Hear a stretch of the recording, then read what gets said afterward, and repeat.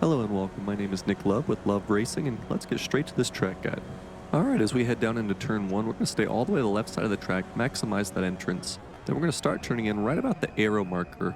We're going to turn in a little bit, then start getting on the brakes, down into third, and then we're going to kind of hug the inside here, use the bumper, and get back to full throttle by the end of that bumper.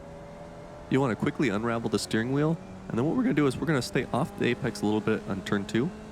This is going to allow us to track out a little bit further right. We're going to lift here. We're not going to get on the brakes, and then we're just going to kind of turn in, let the car settle, and then slowly get back on throttle. And there's a lot of area to track out here on the outside. Now we're going to use the change in color on the track as our braking reference. Just a little bit tap on the brakes. We're going to want a little bit of a later apex here. That way when we get back to full throttle here, we can stay full throttle through this whole section. This is going to be a really long section, and the more speed you carry through that corner, the better it will be all the way through.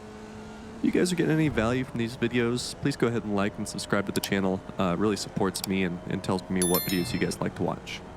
As we fast forward through these S's, it's pretty much just stay as straight as you can, minimize the amount of steering angle. And then as we go through South Bend, it's actually just going to be a flat out corner in the Formula Vee. It's harder in some other cars. All right, now we're coming up on the Oak Tree corner. This is going to be the most important corner on the track. It's also the most difficult. We're going to turn in about the 1 marker. We're going to brake a little bit down to third. Then we're going to track all the way left quickly with the car under control, just a slight dab of the brakes after that, and then you're going to kind of turn back in, hit that apex, and get back on full throttle. This corner adds a lot of difficulties with trying to track out all the way to the outside of the corner, keeping your minimum speed up, and then also getting the car pointed in the right direction and under control so you can get back on throttle at that second apex.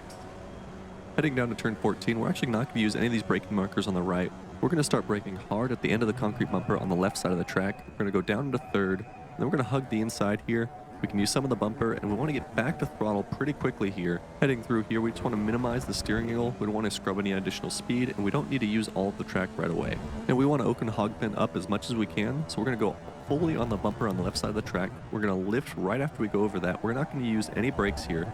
We're just going to turn the car in, and when you feel that car from the front end to grip up, that's when we're going to start getting back on the throttle, and then we're going to just carry this all the way through down the straightaway. Thank you guys for watching. It's just going to be the 1 quick lap today. We're going to get back to the usual format for next week.